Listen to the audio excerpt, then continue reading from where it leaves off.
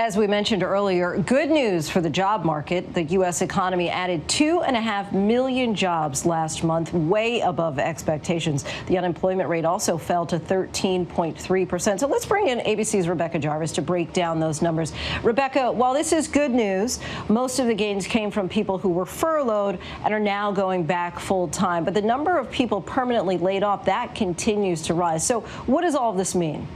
Well, that's right, Lindsay. So what we saw is that 2.7 million individuals who were temporarily laid off went back to work, but we also saw the number of individuals who were permanently laid off increase in the month of May by 300,000 to 2.3 million Americans. The bottom line here, when you look at this report, is that the rehiring in this economy started much sooner than most economists had forecast. In fact, every economist got this one wrong and expected that we would see a gigantic number of job losses again in the month of May. The key question here is, with unemployment now at 13.3%, which is still a highly elevated level, there are millions of Americans that are out of work right now. And you go back to January of this year when it was 3.5%. You could even go back to the worst of the Great Recession and unemployment was 10%. So we're still at these highly elevated levels. And the key question now is, how much is this sustained? How much of the rehiring takes place in the next few months as job reopenings or as states reopen and jobs get rehired? And which areas does the rehiring really take hold? We saw it mostly across the board here, but still at the state government level, we saw significant decreases in employment. And you look at what states are going through right now, managing through the COVID crisis and the financial damage that exists at so many state government levels.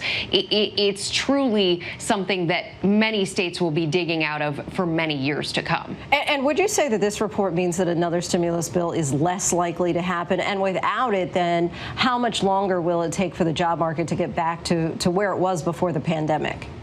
Well, it certainly decreases the urgency to see the turnaround taking shape earlier than anyone was anticipating, decreases the urgency. But it appears that the White House and Democrats are still, to some degree, on board with some form of stimulus. I think the key question here is, what form does the stimulus take? The White House has been more on the side of payroll tax cuts and potentially more stimulus checks, whereas Democrats have been on the side of those stimulus checks, but also looking at state governments, looking at areas that have been damaged by this crisis and finding ways to invest in those areas going forward. Look, I think one thing is really important to keep in mind here, and that is how our country has behaved coming out of recessions has been frequently, and over the last 3 recessions, jobless recoveries. It's language you probably heard and you probably recall from the Great Recession. What tends to happen is that while some of the jobs come back, not all of the jobs come back as companies learn to do more with less.